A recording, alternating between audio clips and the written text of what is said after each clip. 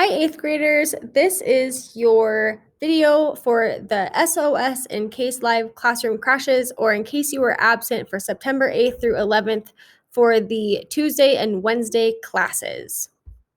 Today we're going to look at literary elements and how they're applied to suspense. You are going to need to take some notes that are going to be useful for your assignment. So pause the video for a second and go get your notebook. When you've returned, go ahead and push play.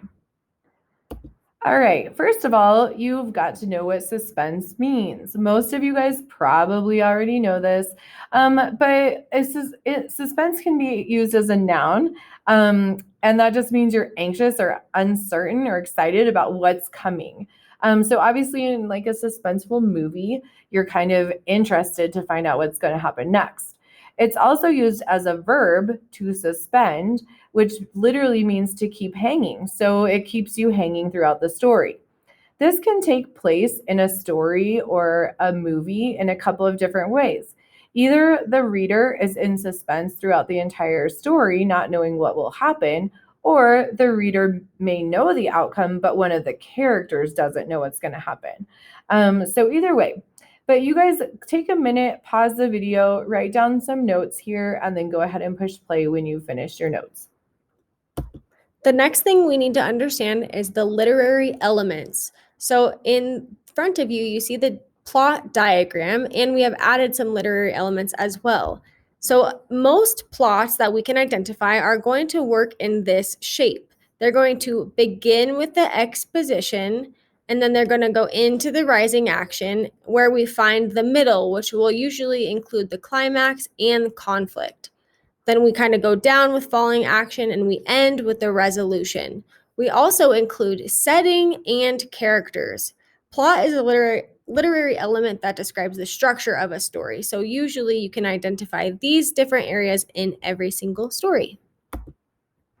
All right, finally, you are going to be listening to a story today, so we need to set up your notebook. This probably should look familiar by now, but you're going to go ahead and put 2 columns, and on the 1 column, put the I was confused by, while watching, I felt, I thought, I noticed, and then you're going to end with a summary once again of who, what, when, and where.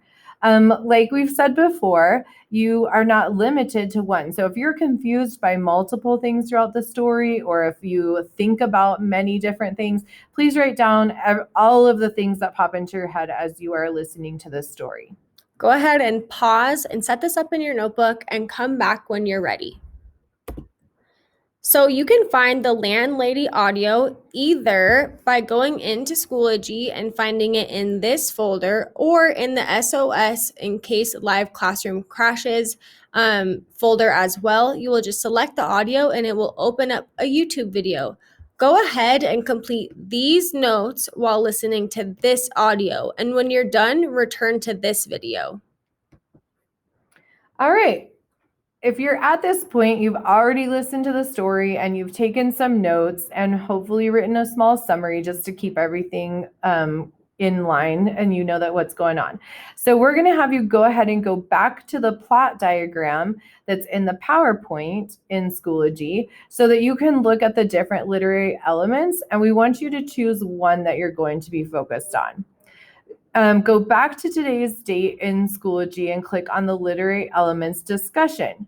Since you were absent, you're just going to complete the assignment on your own, which is to create a short PowerPoint, only about 5 slides, using one of the literary elements. So exposition or climax, you choose. Okay, finally, you're going to submit it using your first last name and the period, and submit it in Schoology, not through Google. So to show you what that looks like, you're going to come here in Schoology and select the literary elements discussion.